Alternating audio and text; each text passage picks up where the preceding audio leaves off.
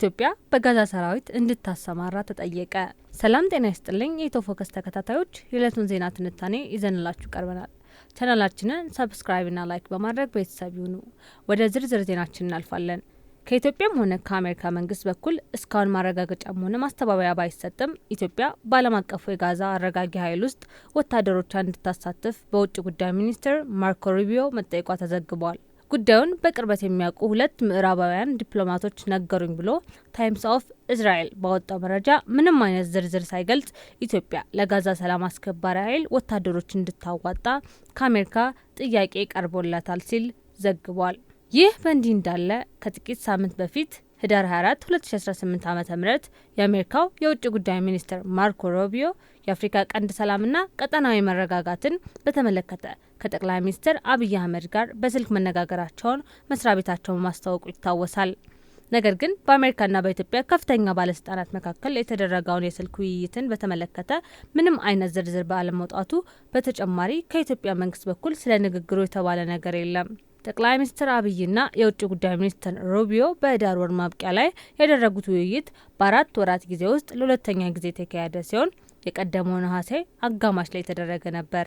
ከውጭ ጉዳይ ሚኒስተሩ የስልክ ውይይት አንድ ሳምንት ቀደም ብሎ በህዳር ወር አጋማሽ ላይ የአሜሪካ ጦር ሰራዊት የአፍሪካ አዛዥ ጄኔራል ዳግቪን አንደርሰን በኢትዮጵያ ጉብኝት አድርገው ከጠቅላይ ሚኒስተሩ እንዲሁም ከጦር ኃይሎች ጠቅላይ ኢታማዦር ሹም ፊልድ ማርሻል ብርሃኑ ጁላ ጋር ተወያይተው ነበር። እስራኤል በሐማስ የተፈጸመባትን ጥቃት ተከትሎ በጋዛ ለ2 ዓመታት ያካሄደችውን መጠነ ሰፊ ወታደራዊ ዘመቻን በተኩስ አቁም ስምምነት እንዲያበቃ ዘላቂ ሰላም እንዲሰፍንና በከፍተኛ ሁኔታ የወደመችውን ጋዛን መልሶ ለመገንባት እቅድ መቅረቡ ይታወቃል። በአሜሪካ ፕሬዚዳንት ዶናልድ ትራምፕ የቀረበውና በተባበሩት መንግስታት የጸጥታው ምክር ቤት ተቀባይነትን ያገኘው ባለ 20 ነጥብ የሰላም እቅድ ከጥቅምት መጀመሪያ አንስቶ ተግባራዊ በመሆኑ በጋዛ የሚካሄደው ጥቃት ጋብ ብሏል። በሰላም እቅዱ በጋዛ ውስጥ የደህንነት ጥበቃ የሚያደርግና የተኩስ አቁም ስምምነቱን የሚቆጣጠር ዓለም አቀፍ አረጋጊ ኃይል ISF ተቋቁሞ እንደሚሰራ ተጠቅሷል። ትራምፕ ያቀረቡት 20 ነጥቦችን በያዘው የሰላም እቅድ ውስጥ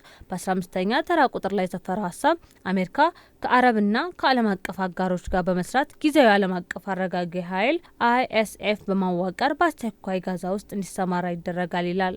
ይህ ኃይል ከዮርዳኖስ እና ከግብጽ ጋር በመመካከር በጋዛ ውስጥ የሚሰማራውን የፖሊስ ኃይል አባላትን አጣርቶ በመመልመል ስልጠና ይሰጣል። በጥምረትም ከግብጽና ከእስራኤል ጋር በመሆን የድንበር አካባቢ ደህንነትን የመጠበቅ ኃላፊነት ይሰጠዋል። እንዲሁም ጋዛ ሰርጥን ከወታደራዊ እንቅስቃሴዎች ነጻ ማድረግ፣ ሐማስን ትጥቅ ማስፈታት እንዲሁም በጣም አስፈላጊ የሆነውን የሰብአዊ እርዳታ አቅርቦት የተሳካ እንዲሆን ማመቻቸት የሚሰማራውን ኃይል ኃላፊነት እንደሚሆን ተነግሯል። ነገር ግን በእቅዱ መሰረት እስራኤል ወታደሮቿን በማስወጣት ጋዛን ለሚሰማራው ኃይል ስታስረክብ ሐማስም ትጥቁን መፍታት ይጠበቅበታል። ትጥቅ የማስፈታቱ ሁኔታ በምን ያህል መጠንና እንዴት ይከናወናል የሚለው ገና በውል ያልተለየለት ጉዳይ በመሆኑ ሪፖርቶቹ ያመለክታሉ።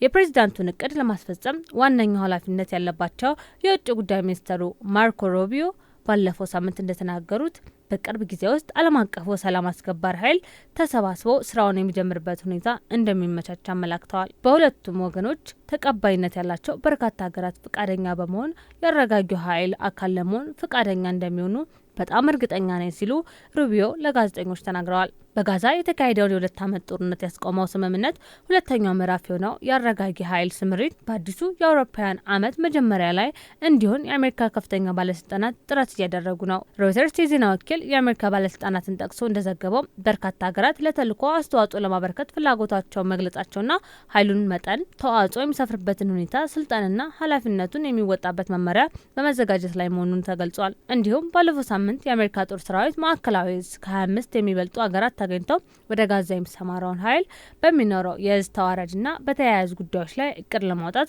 ኳታር ዶሃ ውስጥ ስብሰባ አካሂደዋል። በፕሬዚዳንት ትራምፕ የሚመራው የጋዛ የሰላም እቅድ አካል የሆነው የመረጋጋት ኃይል በአሜሪካዊው ጄኔራል እንዲመራ የታሰበ መሆኑ ተነግሯል። ጋዛ ውስጥ የሚሰማሩ ወታደሮችን ማዋጣት ዋነኛ ጥያቄ ሲሆን ነገር ግን የወታደሮችን ስምሪት ጨምሮ 5 ዋነኛ ሀገራት የሚሳተፉባቸው መስኮች አሉ። እነዚህም ወታደሮችን በማሰማራት ህግ አስከባሪ መኮንኖች፣ የገንዘብና የአቅርቦት ድጋፍ፣ ፍልስጤማውያን ፖሊስ መኮንኖችን ማሰልጠንና መደገፍ ናቸው። እቅዱን እየመራች ያለችው አሜሪካ ከተለያዩ ሀገራት የተውጣጡ ወደ 10 ሺህ የሚደርሱ ህብረ ብሔራዊ ወታደሮችን በቀጣዩ የአውሮፓውያን ዓመት አሰባስባ ለማሰማራት ትሻለች። ነገር ግን ከ8000 የሚልቁ ወታደሮችን ማግኘት አትችልም በማለት ጥርጣሬያቸውን ይገልጻሉ።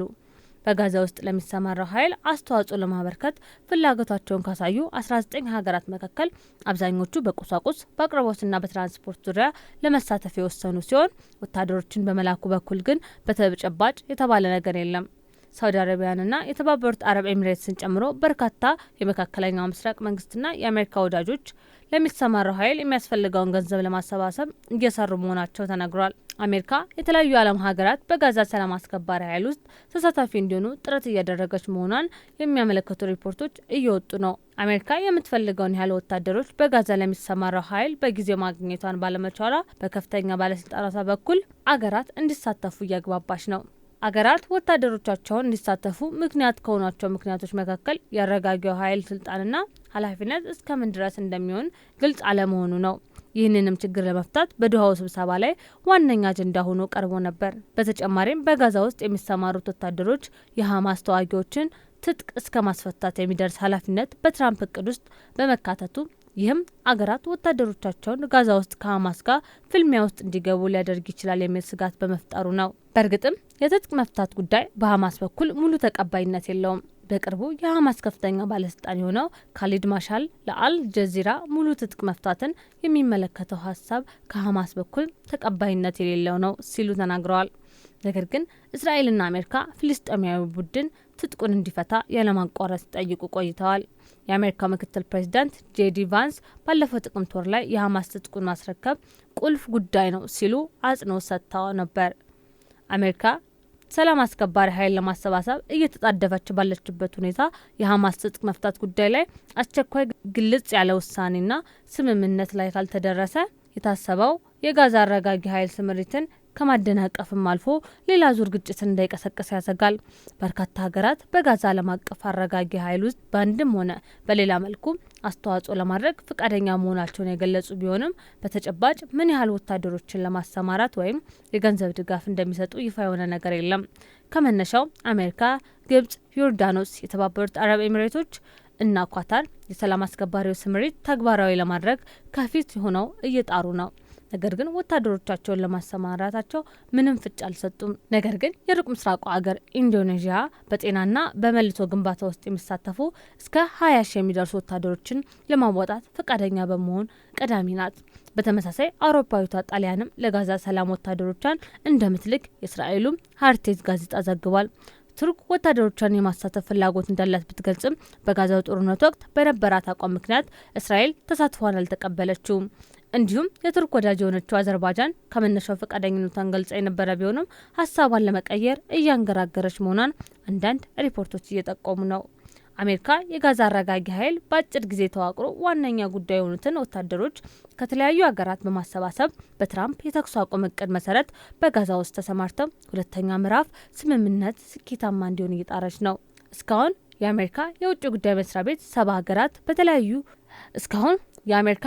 ጉዳይ መስሪያ ቤት 70 ሀገራት በተለያየ መልኩ በጋዛ በሚሰማራው ኃይል ውስጥ ተሳታፊ እንዲሆኑ ጥያቄ ማቅረቡንና 19 ሀገራት ወታደሮችን ለመላክ ወይም የተለያየ ድጋፍ ለማድረግ ፈቃደኛ መሆናቸውን እንዳሳወቁ ዋል ስትሪት ጆርናል ዘግቧል። ከተለያዩ የዓለም ክፍሎች በዚህ ተልዕኮ ውስጥ እንዲሳተፉ ከተጠየቁ ሀገራት መካከል ከአፍሪካ የ3 አገራት ስም ተጠቅሷል። የጋዛ ተጎራባችና የተኩስ አቁም እንዲደረስ ጉልህ ሚና የነበራት ግብጽ ዋነኛዋ ስትሆን በምን መልኩ እንደምትሳተፍ ባይገለጽም ሞሮኮም ያለችበት ሲሆን ኢትዮጵያ ደግሞ ወታደሮቿን እንድትልክ ተጠይቃለች። የዕለቱ ዜና ይህን ይመስል ነበር። በሰላም ዋሉ።